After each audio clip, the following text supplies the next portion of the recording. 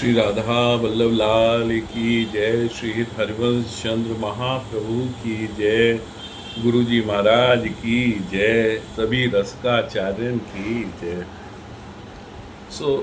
यह भाग में श्रीहित महाप्रभु की अद्भुत कथा है, वो लेकर है नियम को जो सांसारिक है, वहाँ में किस प्रकार से भाव रखे गए हैं वह हम आपको बता रहे हैं।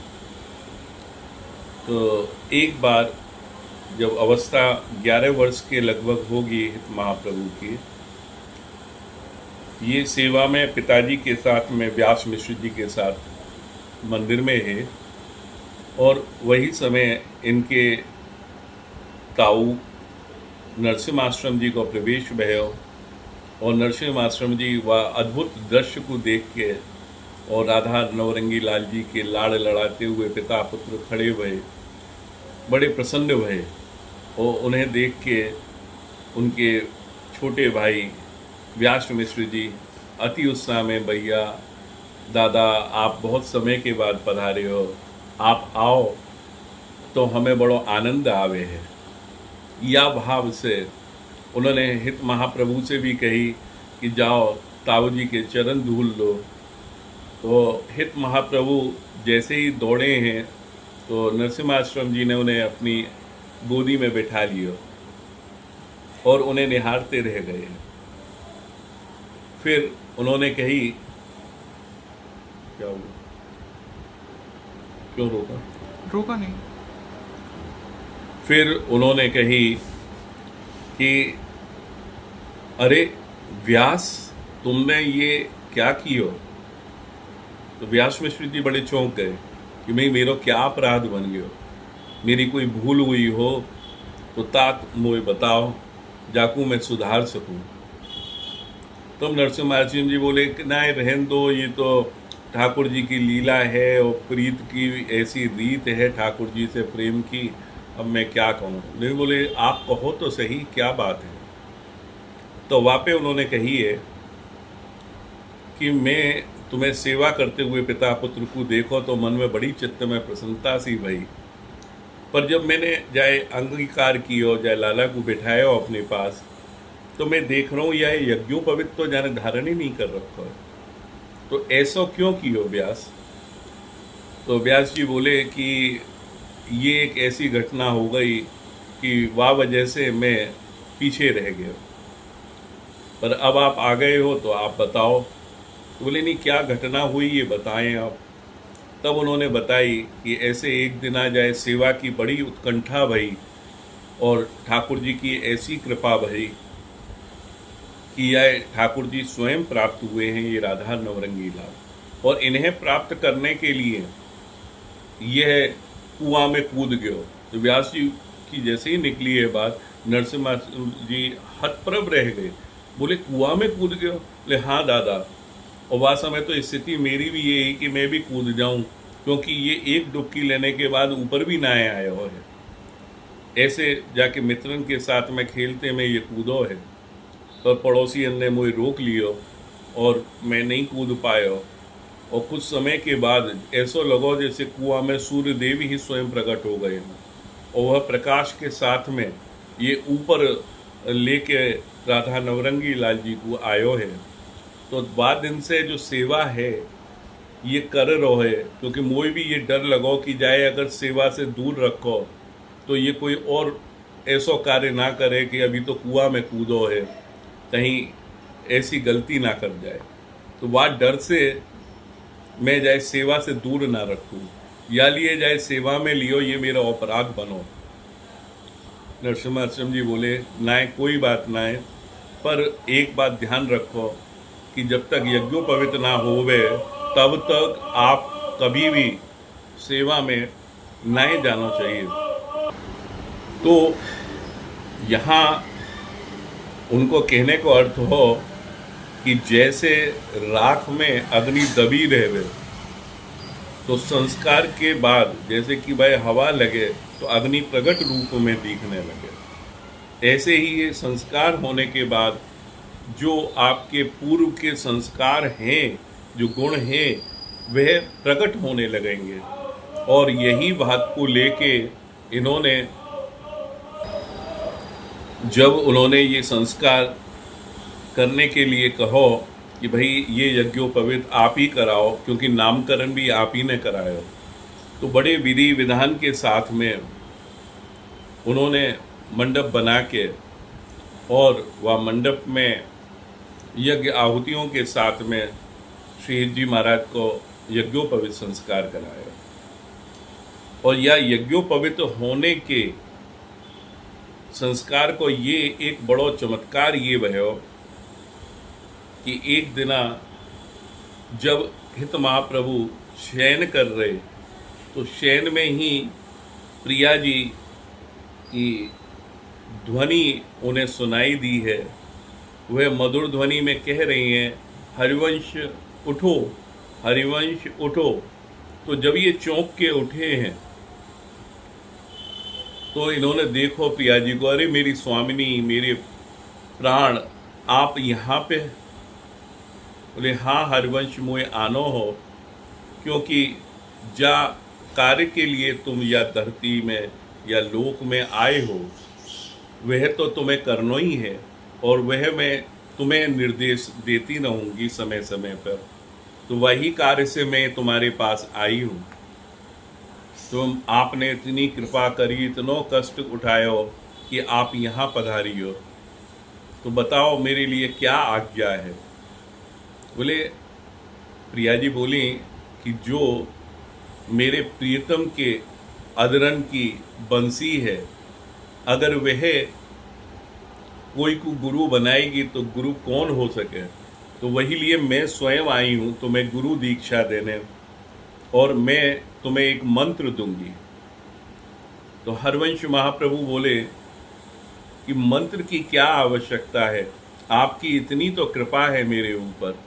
बोले तुम अपनी बात मत करो, तुम तो मेरे नित्य निकुंज की नित्य सिद्ध सखी हो, तुम्हें तो सब कुछ प्राप्त है। पर जो या लोक में मेरी लीला मेरे क्षेत्र से प्रेम करें हैं, उन लोगन के लीला और प्रेम के कल्याण स्वरूप उन्हें भी मेरा धाम प्राप्त हो सके, या उद्देश्य की पूर्ति हेतु ही तो तुम्हें भेजो हो। तो यही लिए मैं मंत्र देने के लिए आई। तो हरवंश महाप्रभु ने दोबारा से एक प्रश्न किया कि ये क्या आपकी कृपा ही बहुत है, कृपा कटाक्ष, मंत्र क्यों आवश्यक है। तब प्रिया जी ने कही है कि देखो भाई, जैसे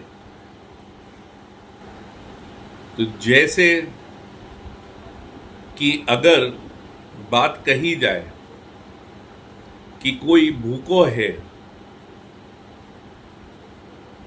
अगर कोई भूखो है तो वह क्रिया तो करनी पड़ेगी, तो तुम इन साधनन से क्यों डरे हो। नहीं कैसे प्रिया जी। बोले अगर जिह्वा चले नहीं, दांत उसे दबाए नहीं, कंठ उसे निगले नहीं, तो पेट तो वैसे ही भूखों को भूखो ही बनो रहेगा ना।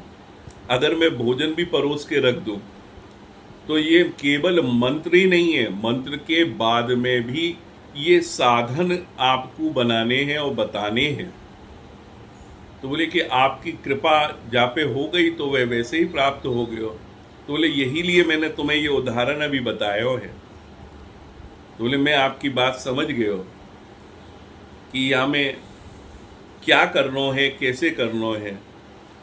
तो बोले कि ये तो मेरे धाम श्री वृंदावन, जहाँ मधुरित एकदम वातावरण रहवे, वह कदम्ब की डाल, वह यमुना को कूल, जहाँ प्रिया प्रीतम हम रोज नित्य रहमे हैं, वह मुझे बहुत प्रिय है। तो हरवंश महाप्रभु ने कहो कि सबसे पहले तो फिर वृंदावन की आराधना करनी पड़ेगी। बोले हाँ, जाके हृदय में सर्वप्रथम वृंदावन आएगा, फिर बाकी बाद में जाके विचार में मेरी लीला और मेरा सत्संग होगा, जो मेरी सेवा भावनान को समझेगा।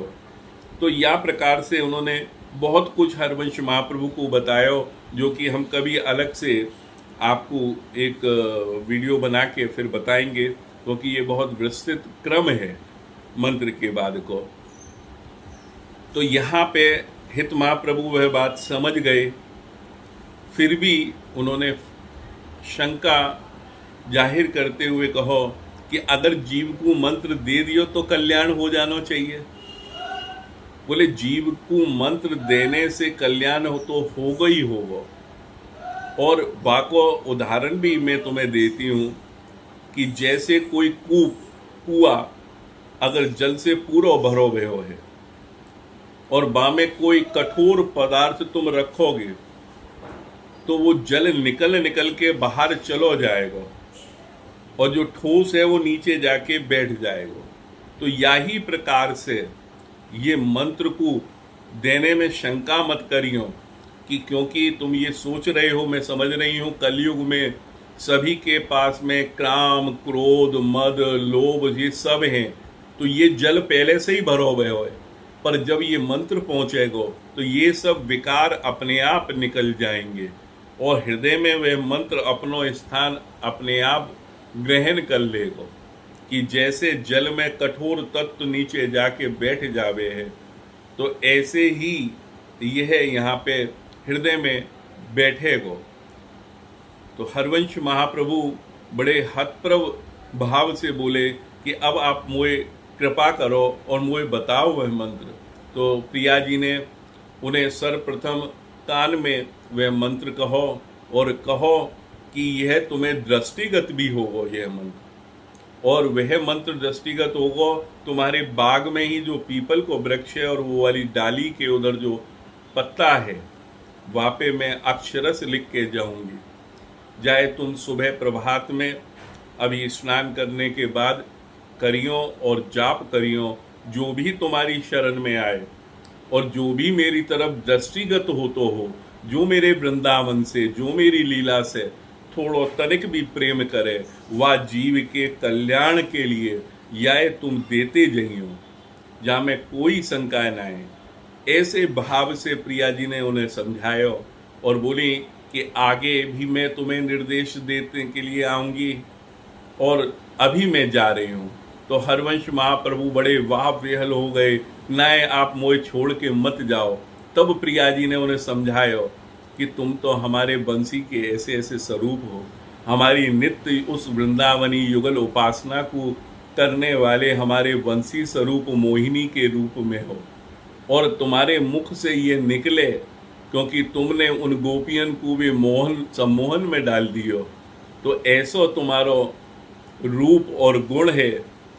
तो मेरी प्रिय सखी तुम यह रखो और मैं फिर तुमसे मिलूंगी और तुम्हें आगे भी बताती रहूंगी। या क्रम में जैसे ही प्रिया जी अंतर ध्यान हुई हैं, वहाँ प्रकाश पुंज सो प्रकट भयो और वह भी धीरे धीरे करके चलतो चलो गयो। ऐसी हरवंश महाप्रभु की गाथा में है। तो ये भाग में हमने उनकी यह लीला बताई। अब अगले भाग में फिर हम आपको एक उनकी चरित्र लीला को लेके उपस्थित होंगे। तब तक के लिए श्रीहित वृंदावन धाम से हमारी सभी रसकन को जय जय श्रीहित हरिवंश, जय जय श्रीहित।